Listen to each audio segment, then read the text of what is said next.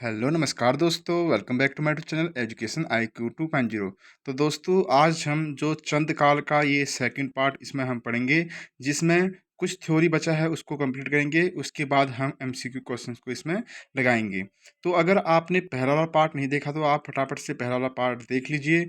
आपको आई बटन में या फिर प्लेलिस्ट में जाके आप उस पार्ट को देख सकते हैं। तो आज इसमें है चंदकालीन कर व्यवस्था। तो जो बहुत ही इंपॉर्टेंट है, क्योंकि आयोग जो है इससे आपका क्वेश्चन बनाता ही बनाता है, चाहे वो चंद्रकालीन हो, चाहे वो गोरखाकालीन हो या पवारकालीन हो। सबसे पहले है जूलिया। जूलिया जो होता था, नदी पुलों पर लगने वाला, इस कर को सागा कर भी कहते थे। जो नदी पुलों पर लगता था और इसे सांगा कर भी कहते थे। उसके बाद है शीर्ति। नगद कर था, जो प्राय माल भाबर व भोटिया व्यापारियों से वसूला जाता था, और शीर्ति से ही सिरतान शब्द की उत्पत्ति हुई है। और उसके बाद है राखिया। रक्षाबंधन व जनेऊ संस्कार के समय लिया जाता था। और मांगा युद्ध के समय लिया जाने वाला कर था। खैनी कपिलनी कर जो था, कुली बेगार कर था एक प्रकार का। बैकर अनाज के रूप में दे कर था। कटक सेना के लिए लिया जाने वाला कर था। और टांड सूती बुनकरों से लिया जाने वाला कर था। ये जो सूती वस्त्रों के बुनकरों से लिया जाने वाला कर था। मिझारी कामगारों से लिया जाने वाला कर था। शाहू लेखक को दे कर था, जिसे सावली भी कहा जाता था। रंगतली मोनाकोट ताम्रपत्र में लेखक को दे कर का वर्णन है। कूत नगद के बदले दिया जाने वाला अनाज होता था। और भेंट राजा व राजकुमारों को दी जाने वाली भेंट थी। सीकदार नेगी कर परगनाधिकारी को दे कर था ये। अब उसके बाद टिप्पणी में यहाँ पर ये नोट करने वाली चीज़ हैं, जैसे लक्ष्मीचंद के मोनाकोट ताम्रपत्र में इसके लिए सीकदार नेगी 2 रुपया कर ठहराया गया था। सीकदार नेगी कर पूरे गांव से लिया जाता था। कनक कर शोका व्यापारियों से स्वर्ण धूल के रूप में लिया जाने वाला कर था। डाला गांव के सियानों को अनाज के रूप में दिया गया दस्तूर कर था।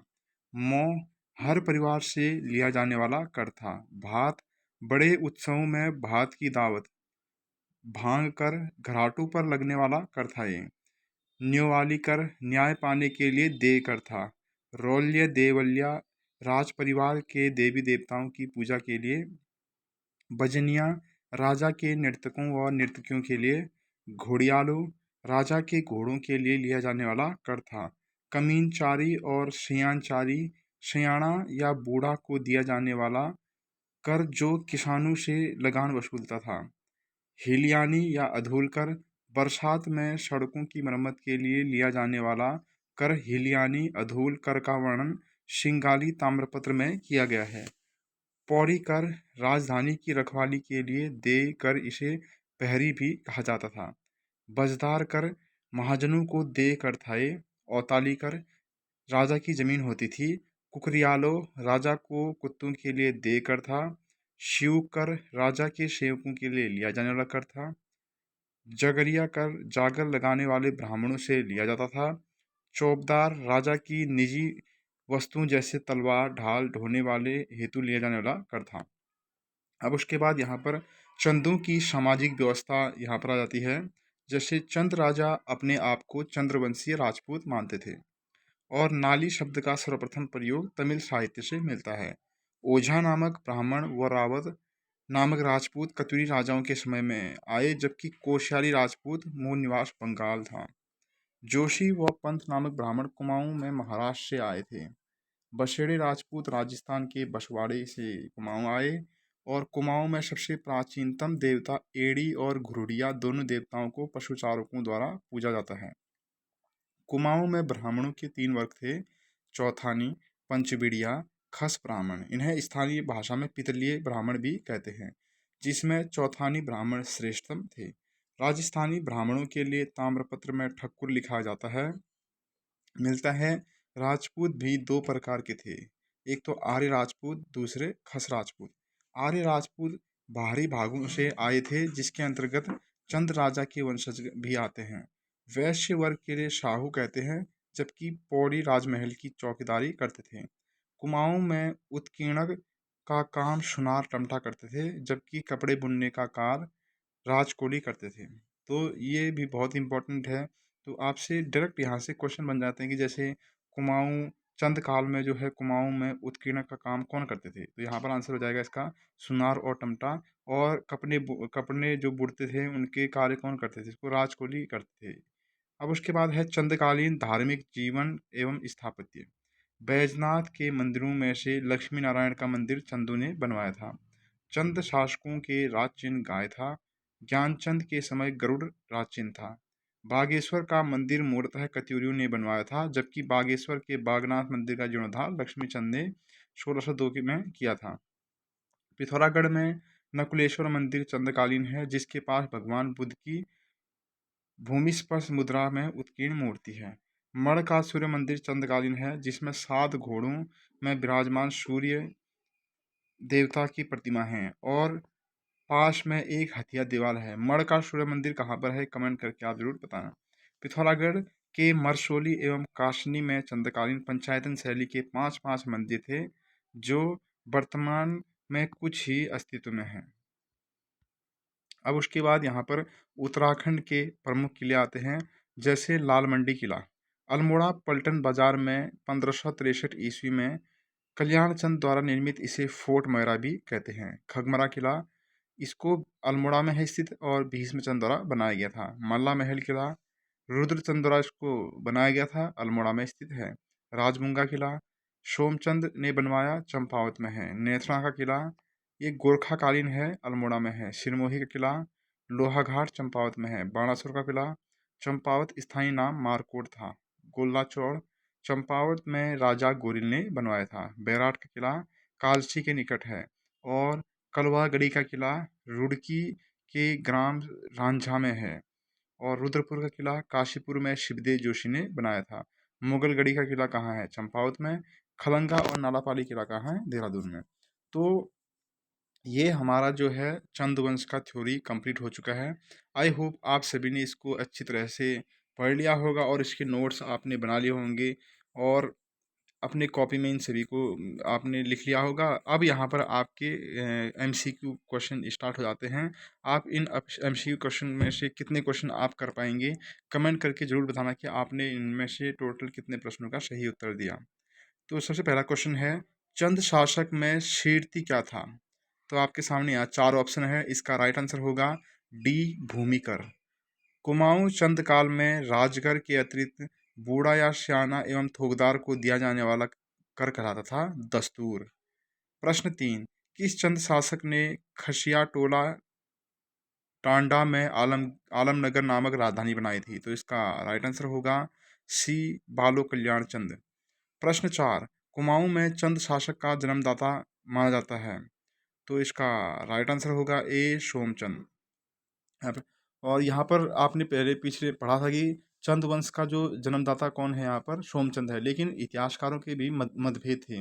जैसे एक तो बद्रीदत्त पांडे, इलियट और वॉल्टन हो गया, एटकिंसन हो गया, जो सोमचंद को चंद्रवंश का संस्थापक मानते थे। जबकि आपका डब्ल्यू फ्रेजर हो गया और हर्षदेव जोशी हो गया, ये थोहरचंद को चंद्रवंश का संस्थापक मानते थे।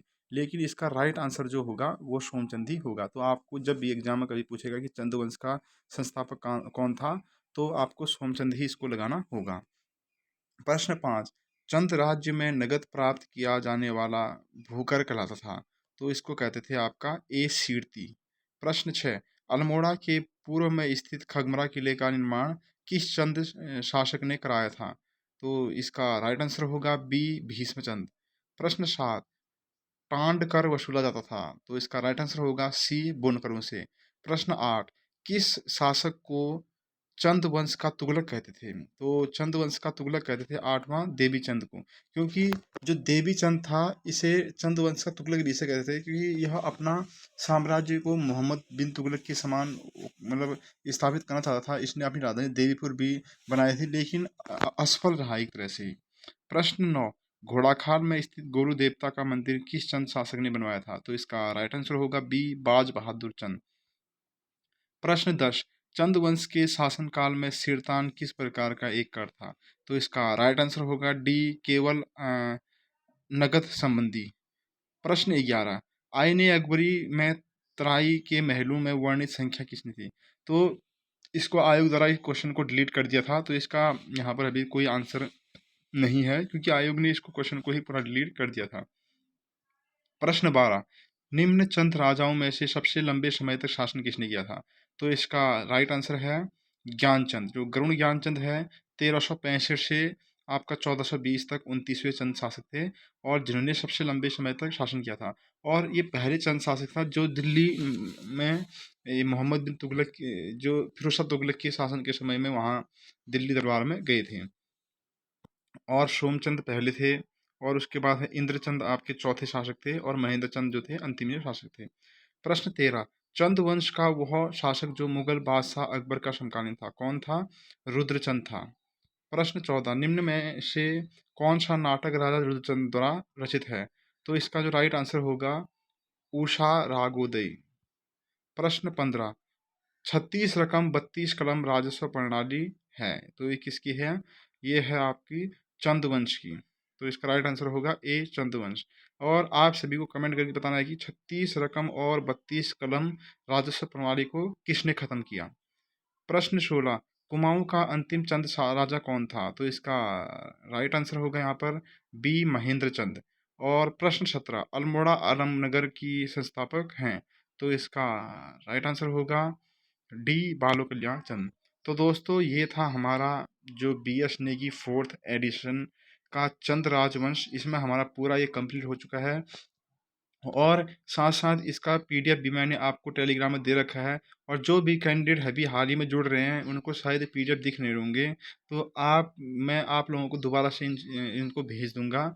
और अगर आप चैनल में नए हैं तो वीडियो पहली बार देख रहे हैं तो सबसे पहले चैनल को सब्सक्राइब कर दीजिए और बेल आइकन प्रेस कर दीजिए। और साथ ही आप टेलीग्राम को भी ज्वाइन कर लीजिए, क्योंकि हम वहाँ पर सबसे पहले कोई भी अपडेट होते हैं सबसे पहले आपको देते हैं। और अभी हमने जो ये सीरीज स्टार्ट की है इसके PDF हम सब आपको टेलीग्राम में प्रोवाइड करा रहे हैं फ्री में। और इसके साथ साथ अभी आपका जो परीक्षा वाणी का 16 एडिशन आया है उसका भी आपको कंप्लीट उसमें कराएंगे, और उसके साथ साथ उसका PDF भी आपको फ्री में देंगे। तो फ्रेंड्स आप फटाफट से टेलीग्राम वगैरह को ज्वाइन कर लीजिए। तो आज के लिए इतना ही, मिलते हैं नेक्स्ट वीडियो में।